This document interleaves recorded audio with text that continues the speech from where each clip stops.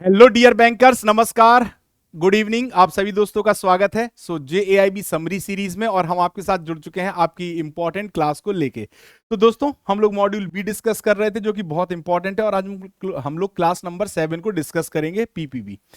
तो क्लास को स्टार्ट करें उसके पहले ये मेरा टेलीग्राम है, JAIB बाय अरविंद सर। आप इस पे जुड़ सकते हैं, अपने डाउट पूछ सकते हैं, अपनी क्वेरीज, और आपके लिए यहाँ पे डिस्कशन का पॉइंट अवेलेबल रहता है जहां पे आप अपनी प्रिपरेशन को और सुचारू कर सकते हैं। ठीक है, चलिए तो दोस्तों स्टार्ट करते हैं क्लास को। सबसे पहले अगर हम बात करें तो आज हम लोग बात करेंगे क्रेडिट मैनेजमेंट की। क्या होता है क्रेडिट मैनेजमेंट?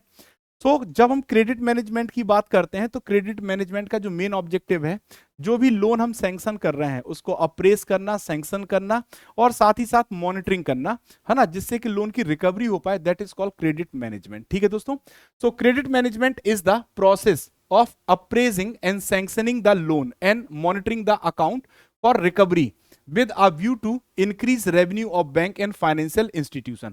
तो क्रेडिट मैनेजमेंट की जब हम बात करते हैं, तो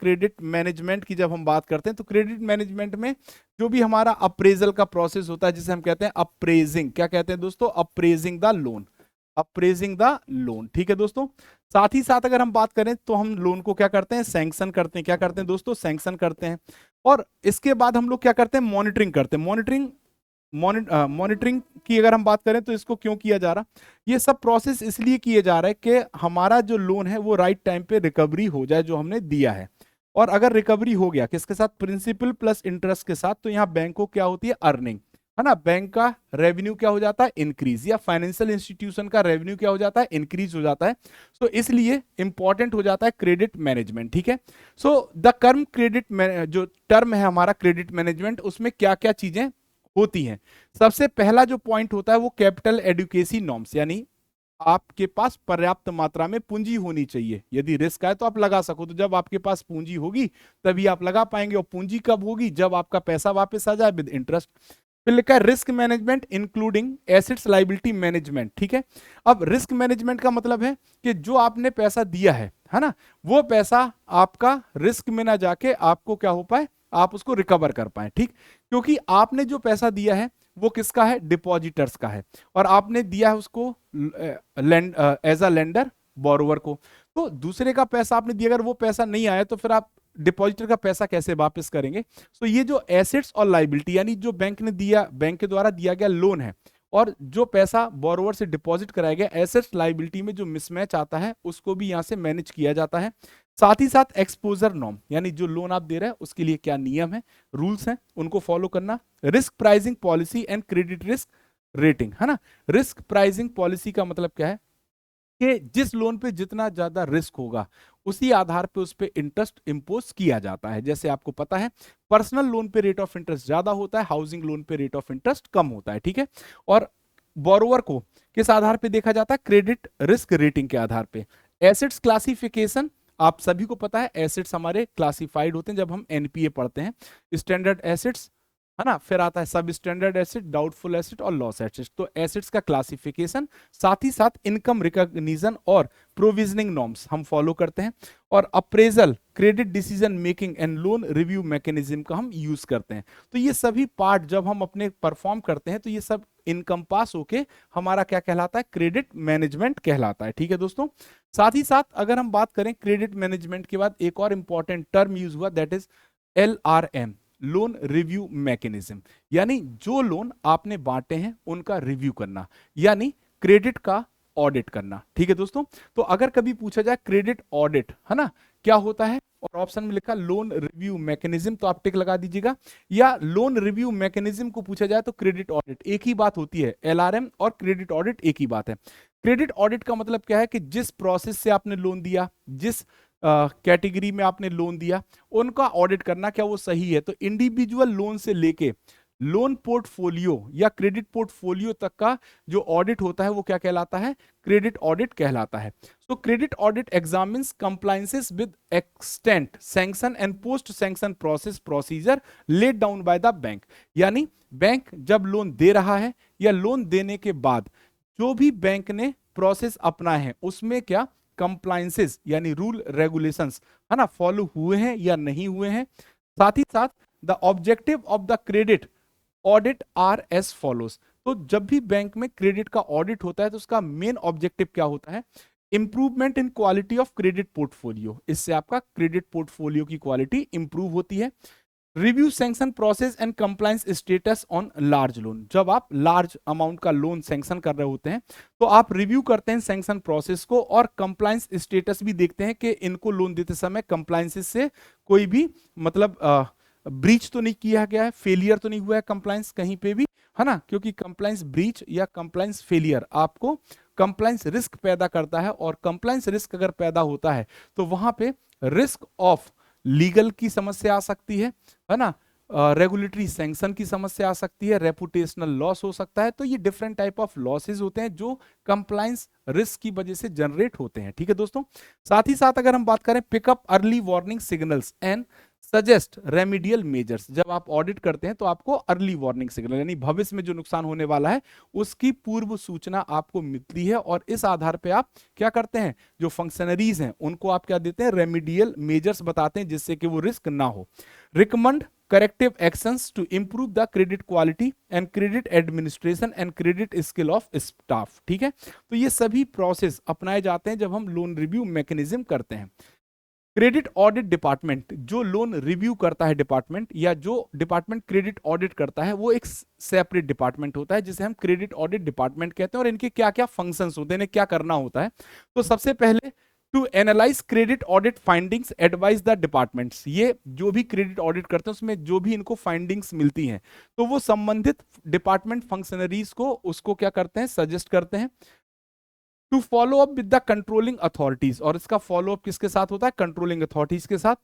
जो भी इंफॉर्मेशन यहां से मिलेगी उसको अप्रेस किया जाएगा टॉप मैनेजमेंट यानी बोर्ड ऑफ डायरेक्टर्स के साथ या ऑडिट कमिटी ऑफ बोर्ड के साथ। ठीक है, to process the response receive and arrange for closure of the relative credit audit report. अब जैसे मान लीजिए क्रेडिट ऑडिट में जो फाइंडिंग्स आई तो वो हमने फंक्शनरी से डिस्कस किया कि भैया ये कमी है या ये है, ये है, क्या है, तो वो अपना आंसर देंगे। तो उस रिस्पॉन्स को भी वो रिपोर्ट करते हैं और उसके बाद अपनी क्लोजर रिपोर्ट लगाते हैं, और जो भी ऑडिट हुआ होगा उसको मेंटेन करेंगे डेटाबेस को एडवांसेस के, है ना, क्रेडिट ऑडिट में। ठीक है दोस्तों, now central repository on information on large credit, है ना, CRILC क्या होता है और इसका यूज क्या है, ये एग्जाम में क्वेश्चन आ जाता है।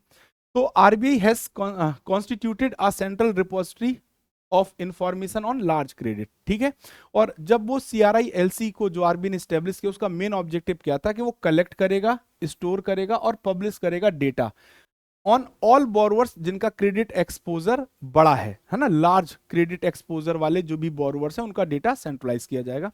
Bank and financial institutions are expected to report findings to CRILCL। तो आरबीआई कहता है कि भाई जो भी आपके पास बैंकों से, किससे कहता है, जो भी आपके पास बैंक से क्या कहता है कि जो भी आपके पास फाइंडिंग्स आएंगी इसके रिगार्डिंग वो आप किसके पास पहुंचाओगे, CRILC के पास आप पहुंचाओगे। तो bank will have to provide credit information to CRILC। तो अब बैंक क्या करता है, जो भी फाइंडिंग्स होती है उनको CRILC के पास देता है, किसके रिगार्डिंग, जो इनके पास बोरोवर होते हैं लार्ज अमाउंट वाले। ठीक है, so bank will have to provide credit information on CRILC about their borrowers with the aggregate fund base और non fund base exposure over 5 crore और 50 मिलियन। ठीक है, 50 करोड़ या 50 मिलियन वाले जो भी ग्राहक होते हैं उनकी इंफॉर्मेशन किसके पास जाती है, CRILC के पास। ठीक है दोस्तों, साइमल्टेनियसली साथ ही साथ एक और रिपोर्ट बनाई जाती है बैंक के द्वारा जो कि किससे रिलेटेड होती है, स्पेशल मेंशन अकाउंट 2 से। आप सभी को पता है कि अगर कोई बोरोवर ड्यू डेट पर पैसा नहीं देता है, ठीक है दोस्तों, तो उसे हम स्पेशल मेंशन अकाउंट में ट्रांसफर कर देते हैं। और स्पेशल मेंशन अकाउंट में जब ट्रांसफर करते हैं तो यहाँ पे 90 दिन दिए जाते हैं बोरोवर को रीपेमेंट करने के लिए, और ये 90 दिन का समय हम SMA 0, SMA 1 और SMA 2 कैटेगरी में डिवाइड करते हैं। तो ये जो 90 डेज का समय है, 0 से 30 डेज SMA 0, 31 से 60 दिन SMA 1 और 61 से 90 दिन SMA 2। ठीक है दोस्तों, अब इसके बाद अगर पैसा नहीं आया तो आपका लोन किस में चला जाता है, NPA। तो ये आपके लिए क्या हो सकता है, रिस्क। इसीलिए SMA 2 अकाउंट की जो भी डिटेल होगी उनकी रिपोर्ट भी CRILC के पास जाएगी, और यहाँ पे जो current account balance of their customers debit और क्रेडिट किसकी बात होगी, जहां पे 10 मिलियन और उससे ऊपर का मामला होगा। ठीक, अब CRILC कंटेन्स टू पार्ट, है ना। CRILC जो रिपोर्ट बनाई जाती है, CRILC जो रिपोर्ट बनाई जाती है दो पार्ट में, एक CRILC मेन होती है और एक CRILC SMA 2 रिपोर्ट होती है। ठीक है, दो रिपोर्ट जमा की जाती हैं। अब जो CRILC मेन रिपोर्ट है ये मंथली बेसिस पे जमा करनी होती है मंथ बैंकों को, और जो SMA 2 रिपोर्ट है ये वीकली बेसिस पे, करस्पॉन्डिंग वीकली बेसिस पे जमा की जाएगी फ्राइडे पे। ठीक है दोस्तों, तो ये दो रिपोर्ट भी जमा होंगी। Bank are also required to report particular of borrowers जो कि नॉन कोऑपरेटिव होंगे, है ना, जिन्होंने लोन दिया है बैंक ने जिनको, और वो बोरोवर अगर कोऑपरेटिव नहीं है यानी बैंक के रिकवरी में सहयोग नहीं कर रहे तो उन्हें नॉन कोऑपरेटिव कहा जाता है, उनकी रिपोर्ट भी जाएगी। तो इनके लिए कट ऑफ एक्सपोजर चाहे वो फंड बेस और नॉन फंड बेस हो वो है 50 मिलियन। ठीक है दोस्तों, तो further all loan account beyond ₹500 million classified as RFA। अब ऐसे अकाउंट जहां पे 500 मिलियन का मामला है, ठीक है दोस्तों, और वहां पे अगर नॉन कोऑपरेटिव है बोरोवर तो उस अकाउंट को रेड फ्लैग अकाउंट RFA में, किसमें, रेड फ्लैग अकाउंट में इनको ट्रांसफर कर दिया जाएगा, जो कि फ्रॉड से रिलेटेड होता है ना। और इससे क्या होगा कि अगर मान लीजिए कोई बैंक के पास ऐसे बोरोवर जाते हैं तो वो CRILC रिपोर्ट को देख के ये आइडेंटिफाई कर पाएगा कि ये जो बोरोवर हैं ये ऑलरेडी कहीं से लोन लेके इन्होंने डिफॉल्ट तो नहीं किया है या इनका कहीं से मामला फंसा तो नहीं है, उसकी जानकारी मिल जाएगी, तो दूसरे बैंक बच जाएंगे फ्रॉड से। ठीक है दोस्तों, इसके बाद आ जाता है CERSAI, central registry of securitisation assets reconstruction and security interest of India, इसे सरसई कहा जाता है। तो अगर हम बात करें सरसई की, तो Sarsai is the government of India company. Sarsai क्या है, गवर्नमेंट ऑफ इंडिया की कंपनी है। सेक्शन 8 कंपनी एक्ट 2013 के तहत इसको लाइसेंस दिया गया है, और सेंट्रल गवर्नमेंट का इसमें जो हिस्सा है वो 51% है। रेस्ट इनका पब्लिक सेक्टर बैंक और NHB का पैसा इसमें लगा हुआ है। ठीक है, अब ये काम क्या करता है, देखो जैसे ही आपने देखा होगा NHB किसके लिए काम करता है, हाउसिंग फाइनेंस। तो अब हम ये समझ पाएंगे कि अगर मान लीजिए बैंकों ने अगर कौन सा लोन दिया है, मॉर्गेज लोन, कौन सा दिया, मॉर्गेज लोन दिया है, तो मॉर्गेज लोन की पूरी रिपोर्ट किस में जाएगी, सरसई में, है ना, पूरी रिपोर्ट सरसई में, सरसई SAI सरसई में अपडेट की जाएगी। तो the main objective of CERSAI is to prevent fraudulent activities related to security interest in property, किससे related, security interest in property यानी मॉर्गेज। ठीक है, particularly by managing a central registry for all security interest created on assets, यानी जितने भी bank ने loan दिए हैं सिक्योरिटी इंटरेस्ट क्रिएट किया गया है ऐसे एसेट्स पे जो कि इमूवेबल प्रॉपर्टी पे किया गया है, उसकी एक सेंट्रल रजिस्ट्री बनाई जाएगी, और वो सेंट्रल रजिस्ट्री कौन मेंटेन करेगा, सरसई। ठीक, so central registry is to prevent fraud in loan cases involving multiple lending for different banks on the same immovable assets. एक ही एसेट्स पे अलग अलग बैंक से जो लोन ले लेते हैं वो समस्या को सॉल्व करने के लिए क्या बनाया गया, सरसई बनाया गया है। ठीक है दोस्तों, तो आई होप अब सरसई इतना समझ में आया होगा।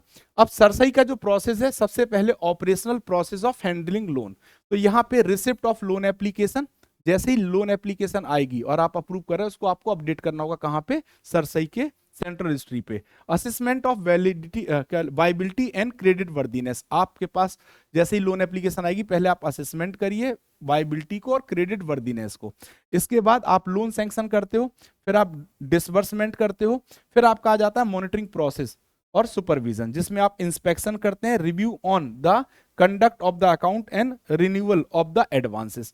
तो ये सब प्रोसेस आप जब करते हैं तो उसमें आपकी जो भी फाइंडिंग्स होती हैं उसको आपको सेंट्रल रजिस्ट्री पे अपडेट करना होता है। ठीक है दोस्तों, तो सरसई भी कंप्लीट हो गया, आई होप समझ में आया होगा।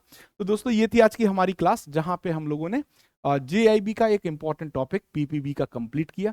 और दोस्तों यदि आप आसानी से अपने चारों सब्जेक्ट को कंप्लीट करना चाहते हैं तो आप जुड़ सकते हैं हमारे JAIB महापैक और लाइव बैचेस पर के साथ। तो इन बैचेस पर आपको मिल रहा है डिस्काउंट, क्योंकि हमारे पास चल रहा है डबल बेनिफिट सेल ऑफर, और इस ऑफर के तहत आपको हमारा 6 मंथ महापैक 2599, 12 मंथ महापैक 3799 और 24 महीने का महापैक 5799 में उपलब्ध है। ठीक, तो यहाँ पे अगर आप देखेंगे तो आपको multiple batches, 200 plus class notes, 2000 plus live classes, 500 plus mock and quizzes, 24/7 doubt support उपलब्ध है। ठीक है दोस्तों, और अगर हम बात करते हैं तो आप एक कूपन कोड यूज कर सकते हैं DOUBLE200।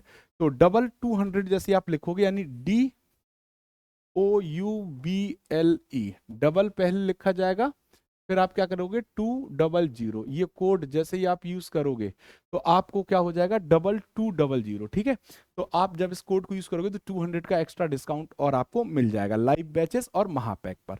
एक और आपके लिए फायदा है कि यदि आप किसी को रिकमेंड करते हैं, आपके रिकमेंडेशन पे जो भी लोग रेफरल करते हैं और वो लोग अगर कोर्स खरीदते हैं तो जितने का भी वो कोर्स होगा उसका 10% आपके पास आ जाएगा आपके PW वॉलेट में। अब उस 10% को आप या तो यूपीआई में ट्रांसफर कर सकते हैं या फिर आप उसके थ्रू क्या कर सकते हैं दोस्तों, PW के कोई कोर्स में उसको यूज कर सकते हैं। तो एक और आपके लिए बेनिफिट है जो PW दे रहा है। अब देखिए सर, हमारा JAIB CAIB महापैक भी आपके लिए उपलब्ध है। अगर आप JAIB CAIB की प्रिपरेशन एक साथ करना चाहते हैं तो कॉम्बो महापैक आप लीस्ट प्राइस में सब्सक्राइब कर सकते हैं, साथ ही साथ 2200 कोड का यूज करेंगे तो आपको क्या मिल जाएगा एक्स्ट्रा डिस्काउंट। अब देखिए, अगर हम बात करें JAIB फाउंडेशन नवंबर 2025 की, तो 1799 में आपको 2.0 बैच मिल जाएगा। ठीक है दोस्तों, और इसके थ्रू आप अपनी प्रिपरेशन कर सकते हैं। अब अगर आपका इंडिविजुअल बैच पेंडिंग है, इंडिविजुअल सब्जेक्ट चाहे AFM हो, चाहे RBWM हो, या फिर आपका IEIFS हो, PPB हो, तो इस कोर्स को भी आप 599 में लीस्ट प्राइस में सब्सक्राइब कर सकते हैं। तो दोस्तों ये थी आज की हमारी क्लास। आई होप आप सभी को क्लास समझ में आई होगी, और अगर कोई डाउट है तो आप टेलीग्राम पे जुड़ के हमसे अपने डाउट क्लियर कर सकते हैं। तो थैंक यू वेरी मच, आज के लिए बस इतना ही। Thank you all.